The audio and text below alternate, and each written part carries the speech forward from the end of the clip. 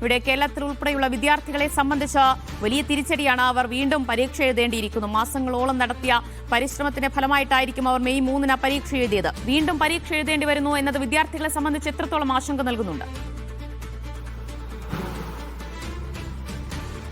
തീർച്ചയായിട്ടും ദിവ്യ, അത് വളരെയധികം ആശങ്കയും വേദനിപ്പിക്കുന്നതുമായിട്ടുള്ള കാര്യം തന്നെയാണ്. അതായത് നമുക്കറിയാം, ഒരു മത്സര പരീക്ഷ, അതിന്റെ തയ്യാറെടുപ്പുകൾ, അത് അവസാനത്തിൽ എത്തുന്നത്, ആ ചോദ്യം നമ്മൾ പഠിച്ച ചോദ്യങ്ങൾ തന്നെ വരിക, അതിന് നമുക്ക് നല്ല രീതിയിൽ ഉത്തരം എഴുതാൻ കഴിയുക എന്നൊക്കെ പറയുന്നത് വളരെയധികം നമ്മളെ പ്രയാസപ്പെടുത്തുന്ന ഒരു കാര്യം തന്നെയാണ്. അത് ഒരുപാട് കാലത്തെ പരിശ്രമത്തിനൊടുവിലാണ് നമുക്കത് കിട്ടുകയും ചെയ്യുന്നത്. അത്തരത്തിൽ വളരെ ഈസി ആയിരുന്നു ഇത്തവണത്തെ നീറ്റ് എക്സാം എന്നൊക്കെ പറയുന്നുണ്ടായിരുന്നു. എന്നിരുന്നാൽ പോലും അതാണ് പെടുന്നതിനെ അങ്ങ് റദ്ദാക്കപ്പെടുന്നത്. അവരുടെ സ്വപ്നങ്ങൾ കൂടിയാണ്. അതായത് 22 ലക്ഷത്തിലധികം പേരാണ് ഈ നീറ്റ് എക്സാം എഴുതിയത്. കേരളത്തിലും അത്രയും പേര് തന്നെ എഴുതിയിട്ടുണ്ട്. അപ്പൊ അത്തരത്തിൽ ഈ കുട്ടികളെ സംബന്ധിച്ചിടത്തോളം വളരെയധികം ബുദ്ധിമുട്ടേറിയിട്ടുള്ള ഒരു സമയത്ത് കൂടി കടന്നു പോകുന്നത്. എഴുതിയിരുന്നു ഇത്തവണത്തെ? എഴുതിയായിരുന്നു. എങ്ങനെയുണ്ടായിരുന്നു എക്സാം? നല്ല ഈസി ആയിരുന്നു. ഫസ്റ്റ് അറ്റംപ്റ്റ് ആയിരുന്നു. അപ്പോൾ ഒരുവിധം നല്ല രീതിയിൽ തന്നെ അറ്റൻഡ് ചെയ്യാൻ പറ്റി. പക്ഷെ ഇത് പെട്ടെന്ന് ഇങ്ങനെ റദ്ദാക്കും ആ ഒരു രീതിയിലൊന്നും വിചാരിച്ചില്ല. കാര്യം അത്രയ്ക്കും സേഫ്റ്റി മെഷേഴ്സ് പറഞ്ഞ് അവർ തന്നെ ഒരുപാട് ഇൻസ്ട്രക്ഷൻസ് എല്ലാം തന്നാണ് ചെയ്തത്.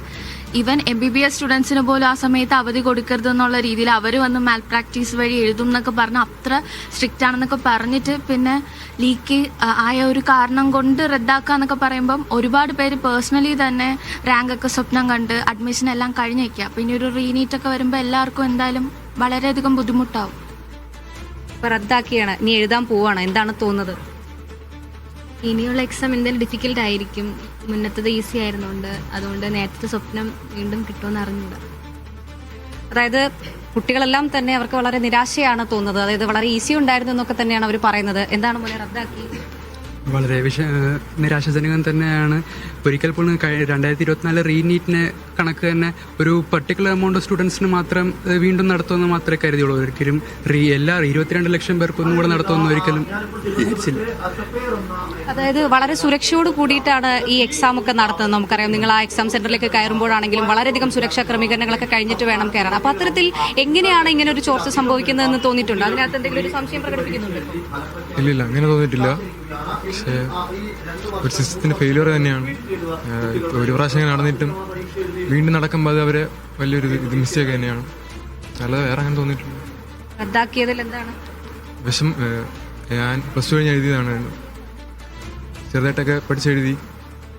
പക്ഷേ നന്നായിട്ട് പഠിച്ചെഴുതിയവർക്ക് ഭയങ്കര വിഷമമായിരിക്കും. എന്താണ് റദ്ദാക്കിയതിൽ എന്താണ്? അത് ഭയങ്കര ഇതായി പോയി. കഷ്ടപ്പെട്ട് പഠിച്ചെഴുതിയാണ്. അത് ഭയങ്കര സിസ്റ്റത്തിന്റെ വലിയൊരു ഫെയിലിയർ ആയിട്ട് തന്നെയാണ്. ഈ കുട്ടികളെ മത്സര പരീക്ഷയ്ക്ക് തയ്യാറെടുക്കുന്ന അധ്യാപകൻ കൂടെ നമ്മോടൊപ്പം ചേരുന്നുണ്ട്. സാറേ, ഇപ്പോൾ ഒരുപാട് പേരാണ് ഈ പ്രതീക്ഷയോട് കൂടി, അതായത് മെഡിക്കൽ പ്രവേശനം എന്ന് പറഞ്ഞു കഴിഞ്ഞാൽ പല വിദ്യാർത്ഥികളെ സംബന്ധിച്ചിടത്തോളം വളരെ പ്രതീക്ഷയോട് കൂടെ കാണുന്നതാണ്. നീറ്റ് UG എന്ന് പറഞ്ഞു കഴിഞ്ഞാൽ അവർ അത്രയും പ്രിപ്പയർ ചെയ്യുന്നതാണ്. പെടുന്നതിനെയാണ് അവർ റദ്ദാക്കുന്നത്. വളരെ നിരാശയുണ്ട്, വേദനയുണ്ട്. കാരണം അവരുടെ എത്രയോ കാലത്തെ ഒരു പരിശ്രമമാണ്. അതിൽ ക്വസ്റ്റ്യൻ കമ്പാരിറ്റീവ്ലി ഈസി ആയിരുന്നു. അവരെല്ലാം പലരും അഡ്മിഷൻ ഏതാണ്ട് ഉറപ്പിച്ചു. അവരുടെ ആ കഠിന പ്രയത്നം 2024 സിറ്റുവേഷനുമായിട്ട് ചിലപ്പോഴൊക്കെ നമുക്കിതൊന്ന് കമ്പയർ ചെയ്യേണ്ടതായിട്ട് വരും. അന്ന് കോടതി തീർച്ചയായിട്ടും അത് ഏത് അളവിൽ ഉണ്ടോ ആ അളവിൽ മാത്രം നിലനിർത്തിക്കൊണ്ട് ബാക്കിയുള്ളവരുടെ റീനീറ്റ് ഒഴിവാക്കുകയാണ് ചെയ്തത്.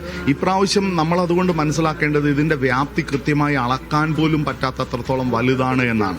ഇത് ഒറ്റ വാക്കിൽ പറഞ്ഞാൽ സിസ്റ്റം ഫെയിലിയർ എന്ന് മാത്രമേ പറയാൻ പറ്റത്തുള്ളൂ. കാരണം കുറ്റമറ്റ രീതിയിൽ തീർച്ചയായിട്ടും നടത്തേണ്ട ഒരു എക്സാമാണ് ഈ നീറ്റ് പോലുള്ള ഒരു എൻട്രൻസ് എക്സാം. കാരണം ഇന്ത്യയിലെ ജനതയുടെ ആരോഗ്യ മേഖലയാണ്. ആരോഗ്യ മേഖലയെ വച്ച് കളിക്കുക എന്ന് പറയുന്നത് വളരെ റിസ്ക് എടുക്കുന്ന ഒരു കാര്യമാണ്. അത് തീർച്ചയായിട്ടും ഇനിയും നടത്തുമ്പോൾ അതിൻ്റെ ശ്രദ്ധയുണ്ടാവണം. നല്ല ലെവലിലുള്ള ചോദ്യങ്ങൾ വേണം. ഇപ്രാവശ്യത്തെ ക്വസ്റ്റ്യൻ വളരെ ഈസി ആയതും യഥാർത്ഥത്തിൽ ആക്ഷേപം അർഹിക്കുന്ന രീതിയിലുള്ള അത്രത്തോളം ഈസി ആയിട്ടുള്ള ഒരു ക്വസ്റ്റ്യൻ ആയിരുന്നു എന്നുള്ളതും കൂടെ ഉണ്ട്. അപ്പോൾ അത് നല്ല രീതിയിൽ നടക്കാൻ കഴിയട്ടെ.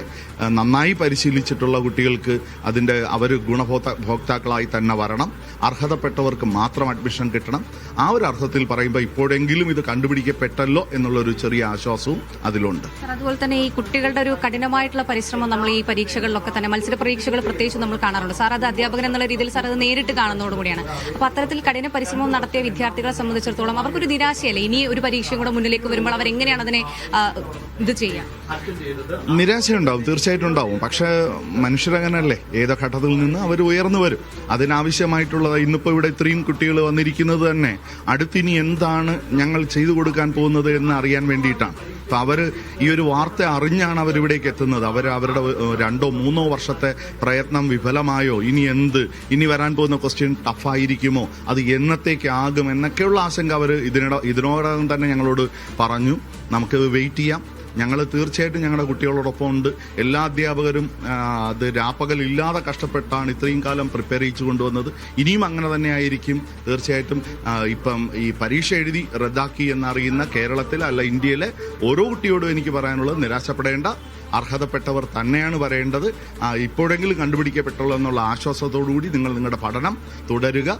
ഉറപ്പായിട്ടും നിങ്ങൾ നന്നായി പ്രിപ്പയർ ചെയ്യുന്നുണ്ടെങ്കിൽ വിജയം നിങ്ങളോടൊപ്പം തന്നെ ഉണ്ടാവും. ഓക്കെ, തീർച്ചയായിട്ടും അങ്ങനെയാണ് ദിവ്യ പറയുന്നത്. അതായത് ഇത്തരത്തിൽ ഒരുപാട് കുട്ടികളുടെ പ്രതീക്ഷയാണ്, ഒരു മത്സര പ്രതീക്ഷയാണ്. അവർ അത്രയും കഠിനമായിട്ടുള്ള പരിശ്രമം നടത്തിയിട്ടാണ് ആ പരീക്ഷയിലേക്ക് എത്തുന്നത്. അതുപോലെ തന്നെ അത്രയേറെ സുരക്ഷ ഒരുക്കിയിട്ടാണ് ഈ പരീക്ഷ നടക്കുന്നത്. ഇതിനു മുൻപും ക്രമക്കേടുകൾ സംഭവമായി നമ്മളൊക്കെ കണ്ടിട്ടുള്ളതാണ്. എന്നിരുന്നാൽ പോലും ഇത്തരത്തിൽ അവർക്കൊരു നിരാശ നൽകുന്ന ഒരു വിധി കൂടിയാണ്, നിരാശ നൽകുന്ന ഒരു സംഭവം കൂടിയാണ് ഈ നീറ്റ് പരീക്ഷ റദ്ദാക്കി എന്നുള്ളത്. എന്നിരുന്നാൽ പോലും അധ്യാപകർ അടക്കം പറയുന്നത് അവരെ പരിശീലിപ്പിക്കാൻ കഴിയും, നിങ്ങൾക്ക് ഇനിയും ഉയരത്തിലേക്ക് എത്താൻ കഴിയും, അർഹതയുള്ളത് നിങ്ങളുടെ കയ്യിലേക്ക് എന്തായാലും വന്നു ചേരും എന്നുള്ളതാണ്. എന്തായാലും ഒറ്റയർത്ഥത്തിൽ സിസ്റ്റത്തിന്റെ ഒരു ഫെയിലിയർ ആണ് എന്നുള്ളത് തന്നെയാണ് എല്ലാവരും പറയുന്നത്. എല്ലാവരും